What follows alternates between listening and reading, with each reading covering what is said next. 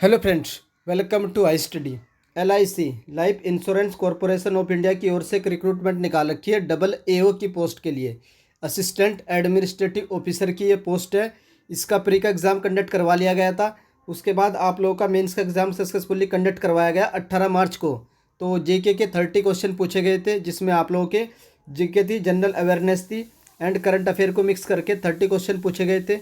तो सारे के सारे क्वेश्चन मुझे मिल चुके हैं, आप लोगों के साथ शेयर करूँगा, आंसर भी बताऊंगा, कुछ एक्स्ट्रा फैक्ट भी बताऊंगा, जिससे जिनका भी एग्जाम LIC ADO का मेंस का एग्जाम होगा अप्रैल में, LIC ADO का एग्जाम कंडक्ट करवाया जाएगा अप्रैल माह में।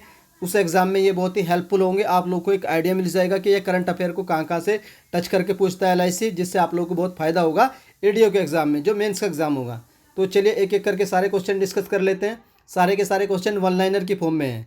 तो जो सबसे पहला क्वेश्चन आप लोगों से पूछा गया था, ऑटो मार्केट प्रोडक्शन में India becomes third in the world surpassing which country. तो ऑटो प्रोडक्शन में इंडिया थर्ड नंबर पर आ चुका है। तो यही पूछा आप लोगों से, तो इंडिया ने किस कंट्री को रिप्लेस किया? तो किसको किया रिप्लेस? जापान को रिप्लेस किया। जापान में मेनली 4 ही आइलैंड है, Hokkaido, Honshu, Kyushu, Shikoku. Hokkaido, Honshu, Kyushu, Shikoku. तो यही पूछा जाता है कि जापान में कितने आइलैंड है? 4 आइलैंड है। तो ये भी आप लोग याद रख सकते हैं। Which bank sponsor Khelo India youth game 2022। तो जो खेलो इंडिया यूथ गेम 2022 MP में हुए हैं, तो आप लोगों से पूछा है कि किस बैंक ने इनको स्पॉन्सर किया है। तो लगातार 2 बार इसको स्पॉन्सर कर चुके हैं स्टेट बैंक ऑफ इंडिया। कौन? State bank of India. इसके बारे में कुछ एक्स्ट्रा फैक्ट देख लेते हैं। 1 जुलाई को ये अपना फाउंडेशन डे मनाते हैं। स्टेट बैंक ऑफ इंडिया 1 जुलाई 1985 को इसकी स्थापना की गई थी। इससे पहले इसको इम्पीरियल बैंक ऑफ इंडिया बोलते थे। क्या बोलते थे? Imperial bank of India. ये SBI का पुराना नाम है, आप लोग याद रख सकते हैं। उसके बाद देख लेते हैं, ये बैंकों से रिलेटेड आप लोग को याद रखना है कि 1969 में इंदिरा गांधी जी की गवर्नमेंट के द्वारा 14 बैंकों का नेशनलाइजेशन किया गया था। उसके बाद 6 बैंकों का फिर से नेशनलाइजेशन किया गया था 1980 में। ये भी आप लोगों से पूछा जाता है। उसके बाद नेक्स्ट क्वेश्चन आता है, क्वेश्चन नंबर 3 आता है, गेस्ट ऑफ प्रवासी दिवस। जो प्रवासी भारतीय दिवस होता है वही पूछा आप लोगों से, उस पर गेस्ट कौन थे इस टाइम। तो जो 2023 का है, ये 2023 में पूछा कि कौन गेस्ट थे। मीन्स ये आप लोगों को याद रखना है। मार्च में एग्जाम हुआ तो जनवरी का करंट भी पूछा है, फरवरी का भी पूछा है। तो prime minister Shri Narendra Modi met the president of the cooperative republic of Guyana. तो गुयाना के जो प्रेसिडेंट है उनका नाम क्या? डॉक्टर मोहम्मद इरफान अली। तो यही क्या थे? गेस्ट ऑफ ऑनर थे। जो हमारा प्रवासी भारतीय दिवस था, 17वें नंबर का ये प्रवासी भारतीय दिवस था, और ये इंदौर में इनसे मिले थे। तो यही आप लोग को याद रखना है, मोहम्मद इरफान अली।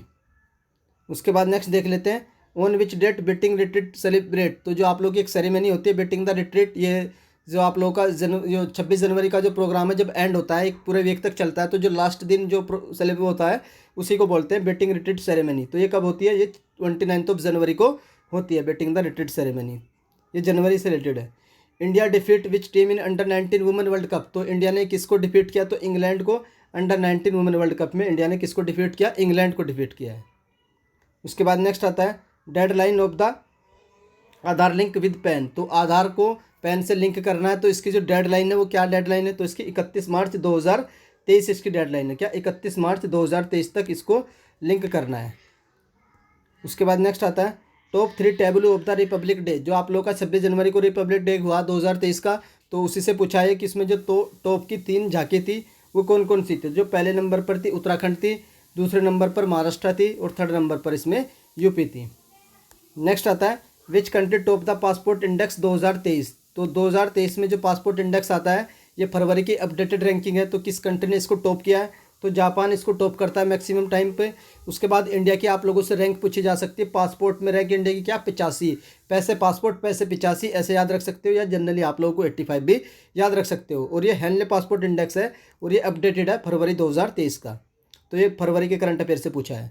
उसके बाद नेक्स्ट है, कोप 18 हेल्ड इन विच कंट्री। तो कोप 28 है, ये किस कंट्री में होगी? तो कोप 27 भी आप लोगों को याद रखनी थी, कोप 26 भी याद रखनी थी, ग्लासगो में हुई थी। 27 आप लोगों की मिस्र का एक शहर है शर्म अल शेख शहर में हुई थी, मिस्र में, इजिप्ट में। और कोप 28 आप लोग की UAE यूनाइटेड अरब एमिरेट्स में, एक अबू धाबी, कहाँ पर? यूनाइटेड अरब एमिरेट्स में। तो इसके बारे में दुबई में ही होनी थी। The United Nation Climate Change Conference will convene from 30 November से 12 दिसंबर, ये दिसंबर 2023 में होगी। कहाँ पर होगी? दुबई में होगी। दुबई कहाँ का शहर है? यूनाइटेड अरब एमिरेट्स का शहर है। It will comprise of 28 meeting. ये कौन से नंबर की मीटिंग होगी? तो 28वें नंबर की मीटिंग होगी। और COP का फुल फॉर्म भी आप लोगों से पूछा जा सकता है, कॉन्फ्रेंस ऑफ पार्टी। आप लोगों से एक फुल फॉर्म और पूछी जाती है, UNFCCC, United nation framework convention on climate change. तो ये भी आप लोग याद रख लेना। फिर से आराम से बोल देता हूँ, United nation framework convention on climate change. तो UNFCCC की फुल फॉर्म आप लोगों से पूछी जाती है। उसके बाद नेक्स्ट आप लोगों से पूछा है इसरो SSLV एल्टीट्यूड। तो इसका एल्टीट्यूड पूछा है, ये कितने एल्टीट्यूड पर डिज़ाइन किया गया था, लॉन्च किया गया था। तो पहले आप लोगों को SSLV की फुल फॉर्म पता होनी चाहिए, पूछी जा सकती है IDO के एग्जाम में। तो स्मॉल सैटेलाइट लॉन्च व्हीकल इसकी फुल फॉर्म होती है। ये कैसा है? एक 3 stage launch vehicle config with the 3 solid propulsion stage, liquid propulsion base, velocity terminating module as a terminal stage. तो SSLV से 2 मीटर, ये तो इसकी स्पेसिफिकेशन है। बाकी जो इसका एल्टीट्यूड आप लोगों को याद रखना है, ये क्या कर सकता है? ये 500 किलोग्राम के सैटेलाइट को 500 किलोमीटर का जो प्लेनर ऑर्बिट है उसमें छोड़ सकता है। तो वो है लो अर्थ ऑर्बिट। तो जो भी ऑप्शन में होगा 500 किलोमीटर या लो अर्थ ऑर्बिट, तो जो भी ऑप्शन में होगा वही इसका करेक्ट हो जाएगा। उसके बाद नेक्स्ट आप लोगों से पूछा है, बेसिक ज्योग्राफी का क्वेश्चन है, बहुत ही फेमस क्वेश्चन है ये। El Nino. तो अल नीनो किस सी में आता है? तो आप लोगों को पता ही है, पैसिफिक ओशियन में आता है। दो टर्म होते हैं, एक तो आप लोगों का अल नीनो होता है, एक होता है ला लीनो। जो ला लीनो है ये इंडिया के लिए अच्छा होता है, और जो अल नीनो है ये इंडिया के लिए बेकार होता है। इस टाइम इंडिया में ड्रॉट पड़ता है और इस टाइम इंडिया में रेनफॉल होता है।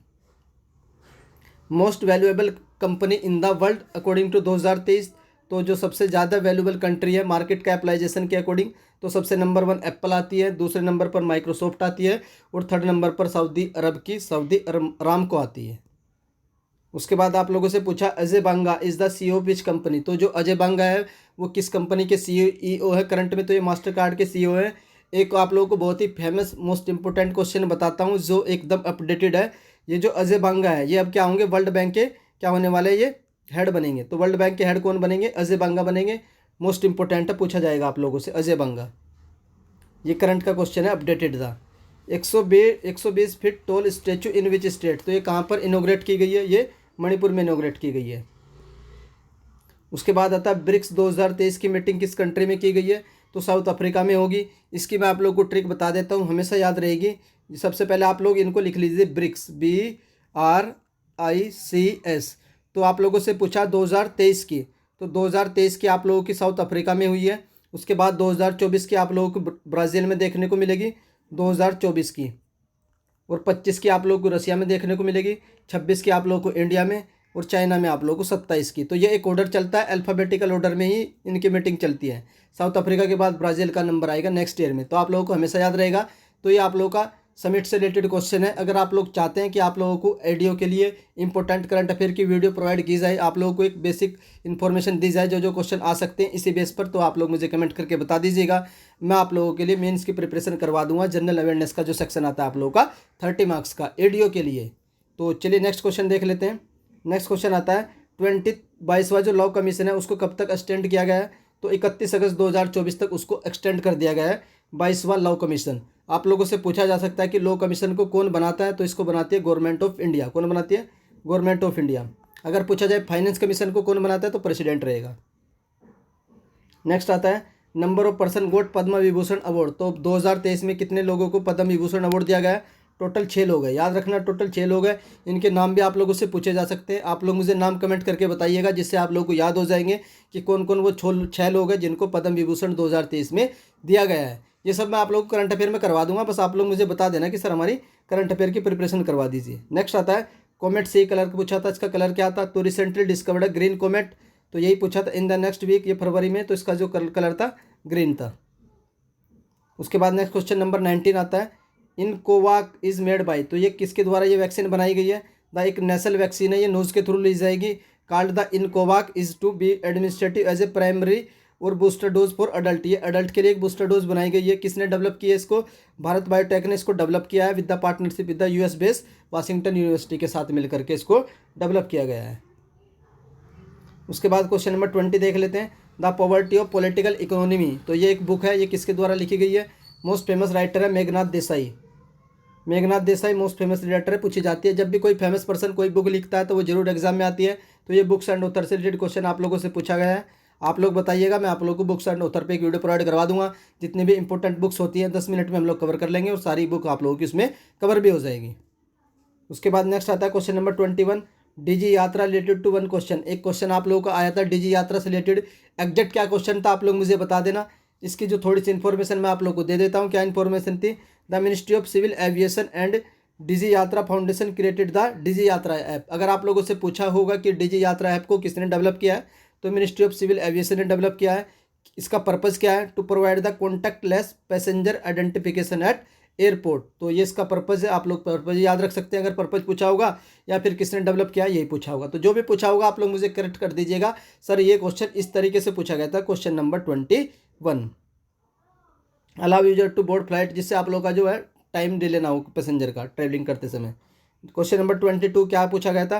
कुशल कर्म योगी रिलेटेड एक क्वेश्चन पूछा गया था। मैं आप लोगों को बता देता हूँ क्या हो सकता है। तो मिशन कुशल कर्म ये दिल्ली गवर्नमेंट की एक स्कीम है to improve the construction worker skill. तो जो कंस्ट्रक्शन वर्कर स्किल्स होते हैं उनकी जो स्किल है उसको इम्प्रूवमेंट करने के लिए मिशन कुशल कर्म योगी जो ऐप है ये डेवलप किया गया है बाय दिल्ली गवर्नमेंट के द्वारा।